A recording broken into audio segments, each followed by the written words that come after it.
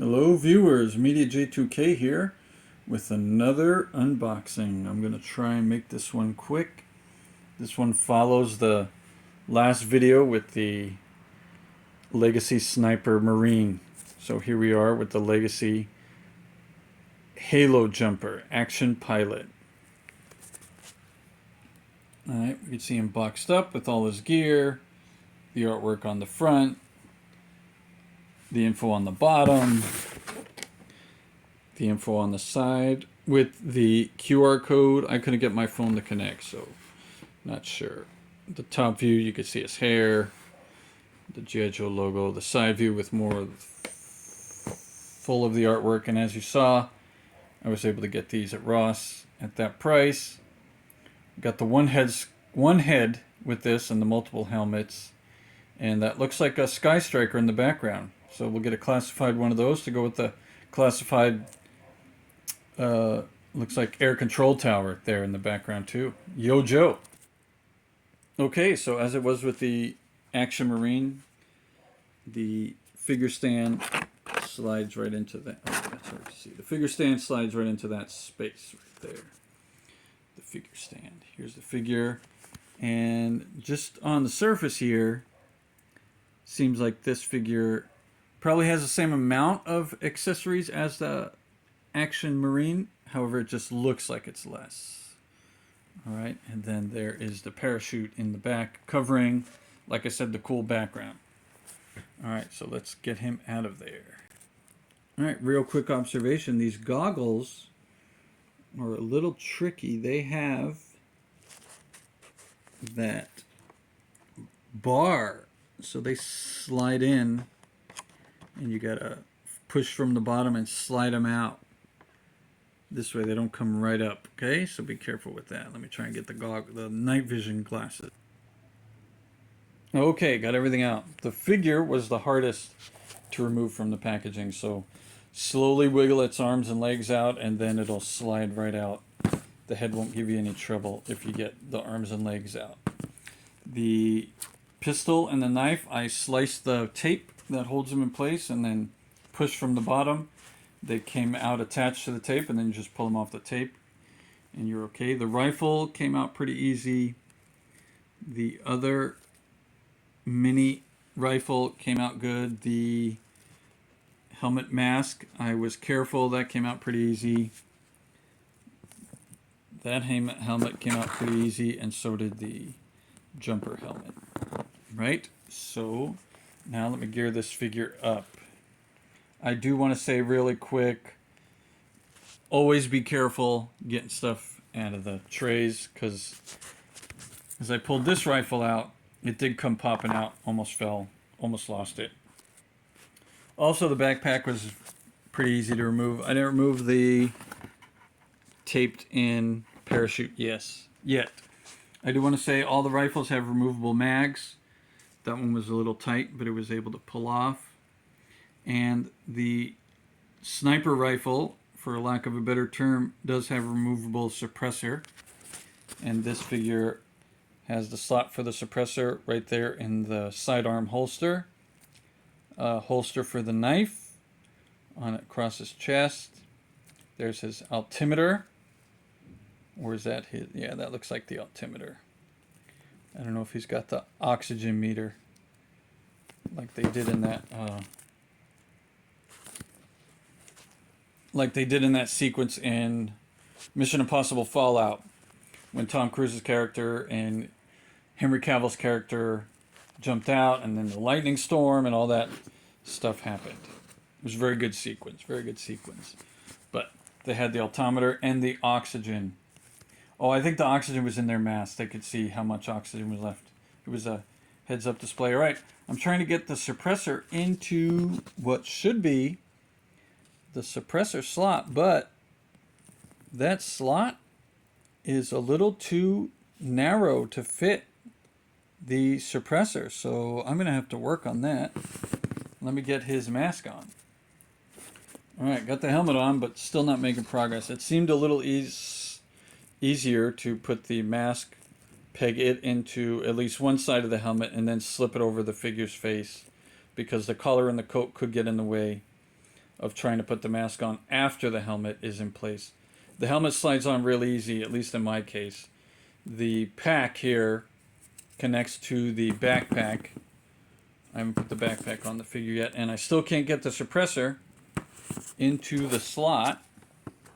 The night vision goggles attach really well to the other helmet. However, they can fall off real easy, so you'll have to be careful. The other goggles obviously go where they go, and the rifles go in the figure's hands. Okay, got the figure geared up. Looks very good with his gear. An immediate drawback is that these weapons would have to be strapped, because jumping out of the plane, you don't need to be holding a rifle that could easily fly out of your hands in the initial seconds of the jump. You need to be watching the altimeter and then get ready to pull the string, and then you can pick up your rifle to fire on your target. That scene, the opening sequence of the movie Air Force One, all those years ago with Harrison Ford and Gary Oldman, the opening sequence had halo jumpers jumping into a target and firing upon it as they're still in the air. It was a really cool scene. That rifle had the laser sight. It looks like this one might have the laser there on the top, but the rifle, the actual rifle with the sight, may or may not have the laser, so a little bit more tricky. However, it's still fair. Maybe I could just get some green straps one day so I could strap the rifles to the figure, because like I'm saying, if you have a problem with your chute, you're going to have to let these rifles go if they're not strapped onto you, and then you'll be unarmed, except for your sidearm and your knife. That's a risk I think the military is not willing to make. All right, so let's switch out the rifles and the helmet. Oh, and I got the backpack on. The backpack fits on easily.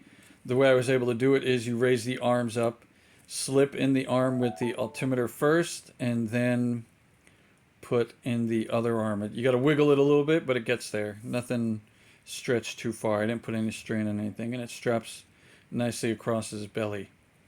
Very good setup so far. Conveniently, the suppressors fit on all three of the weapons, so that's nice. Got the figure on the stand. It was a little tight getting those pegs into the boots, but this night vision there, got it to cover his eyes. That's nice.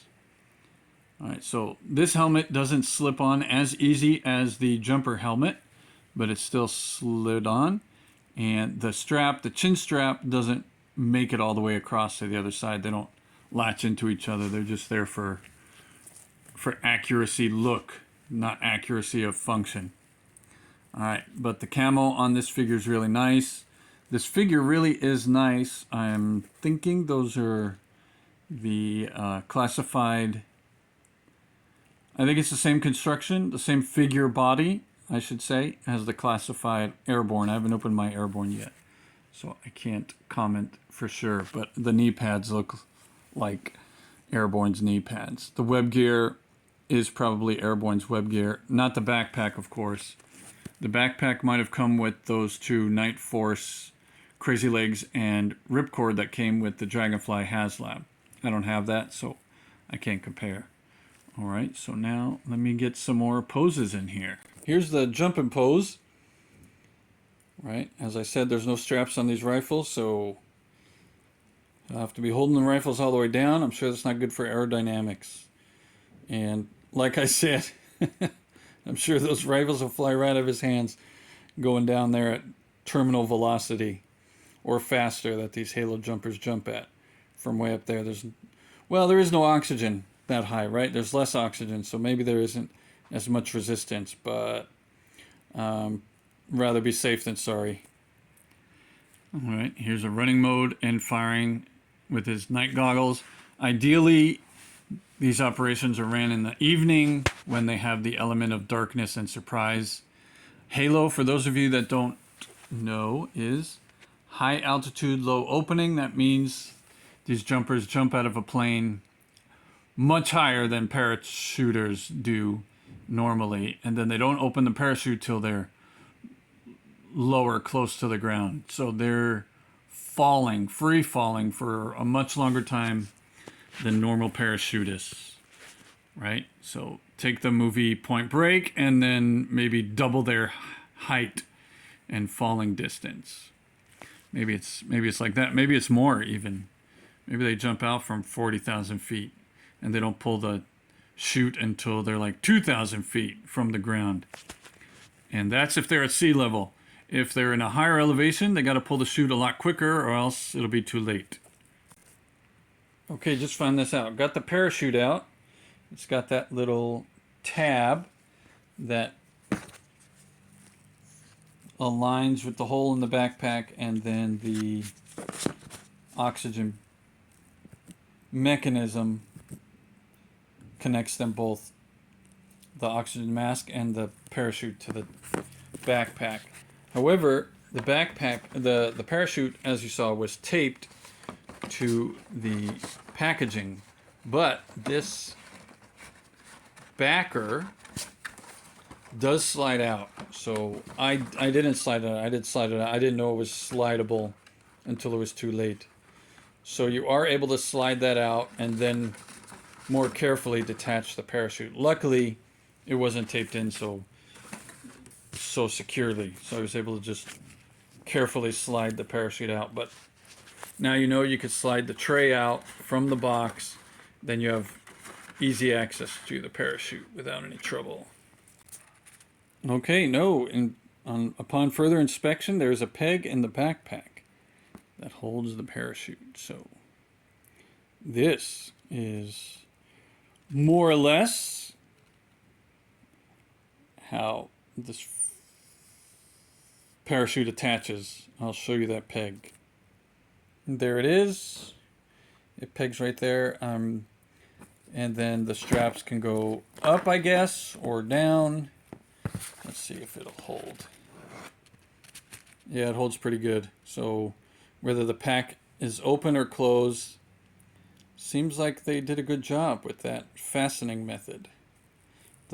The strap, that fastener that they put on there, the fabric, can hold the weight of the figure. The parachute seems to be maintaining, but obviously it won't last forever. Okay, I was just trying to get those covered goggles, I guess that's what you call them, the protected goggles, onto the operations helmet, and it just wouldn't work. But I can get the real goggles onto the figure's head. They're just really tight. But once they're on, they're not going to go anywhere. I'll try and straighten them out, but let's walk through the figure's articulation here. All right, give me a second. All right, so figure's articulation. Let's get those goggles a little bit more centered. There we go. Now they seem to be going the other way.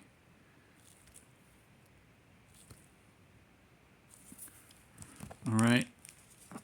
So the arms, very good mobility. The bicep twist, the shoulder rotation, up and downs. Seems to move pretty good. Let's see, both arms. It's got the butterfly in there, more so than the Action Marine did. So that's a plus. Stiff though, stiff, very stiff. The elbows, can't.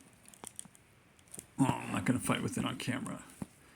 The right arm, I can get the whole elbow move in. The wrists, oh, they're stiff too. And they just rotate all the way around.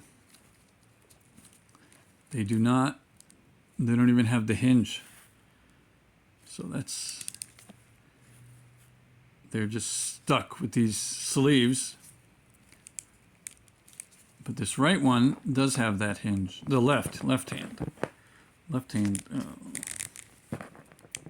does have that hinge, if you could see it right there.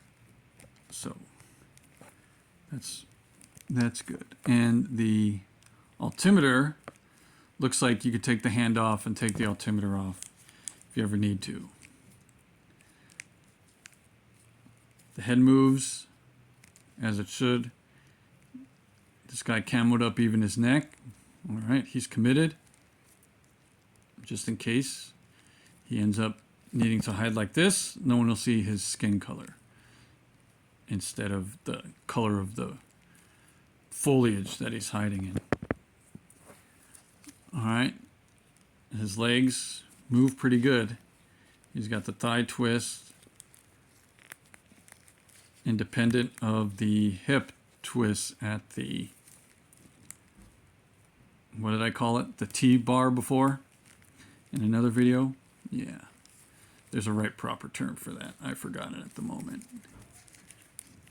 So we got good mobility. The web gear hinders the twisting and the ab crunching of these figures, which is okay, The knife in and out of its holster or sheath. Maybe it's a sheath. That's what they call it.